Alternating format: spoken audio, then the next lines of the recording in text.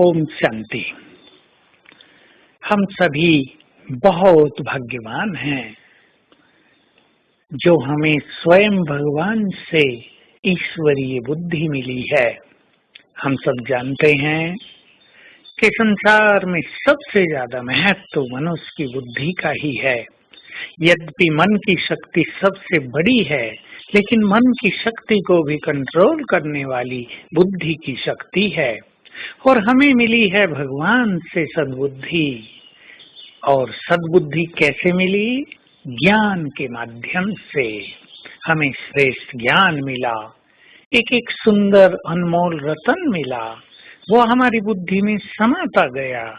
बुद्धि को एक दिव्य विवेक प्राप्त होता गया, एक सूक्ष्म एनर्जी प्राप्त होती गई। उससे हमारी बुद्धि शक्तिशाली भी होती गई और डिवाइन भी होती गई।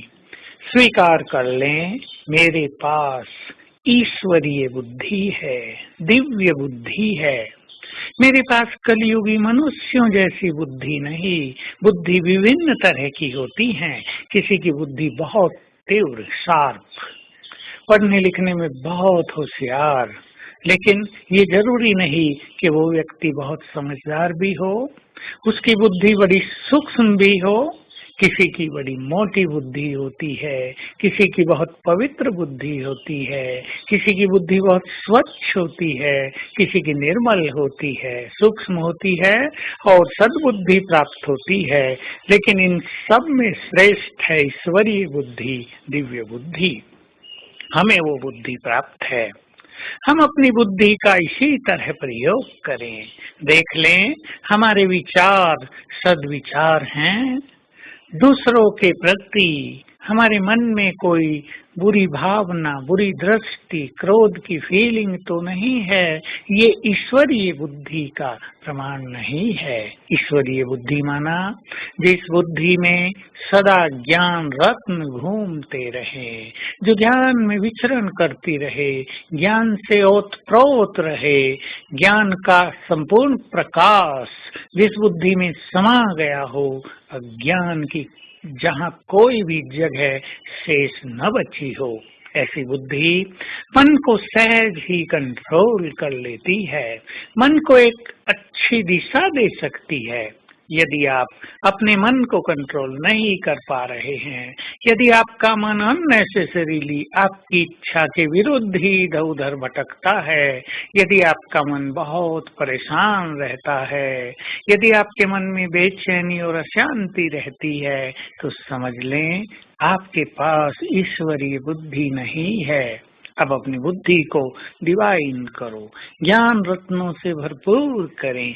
ऐसी जो आत्माएं हैं जिन्हें इस तरह कष्ट होता है मन के विचारों के द्वारा, वो जान लें कि हम मन को स्वयं कंट्रोल कर सकते हैं। स्वयं भगवान के द्वारा दिया गया ज्ञान हमारी बुद्धि में समाया हुआ है। ज्ञान में बहुत शक्ति होती है।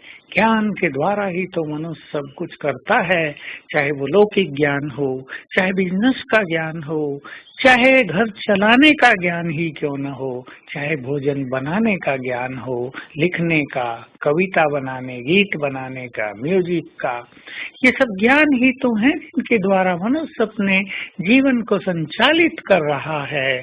तो हमारे पास सद्विवेक है, यूज करें इस सुंदर विवेक का। और आज सारा दिन याद रखें, मैं दिव्य बुद्धि से संपन्न आत्मा हूँ।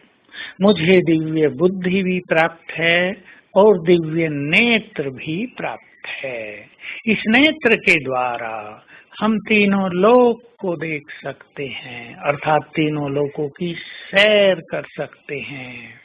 इस नेत्र के द्वारा हम अपने आदि स्वरूप को देख सकते हैं, अपने पूज्य स्वरूप को देख सकते हैं।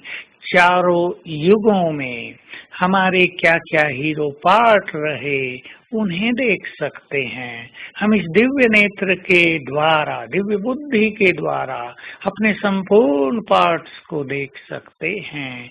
जरूरत इस चीज की है कि हम अपनी बुद्धि को स्वच्छ करें। तो आइए आज तीनों लोकों में सैर करें। ड्रिल करेंगे, मैं आत्मा इस देह में हूँ, फिर सूक्ष्म लोक में बाबा के साथ, फिर परम धाम में शिव बाबा के साथ, फिर वापिस अपनी देह में। इस तरह ऊपर जाना और नीचे आने की निरंतर प्रैक्टिस रखेंगे प्रति घंटे। ओम शांति।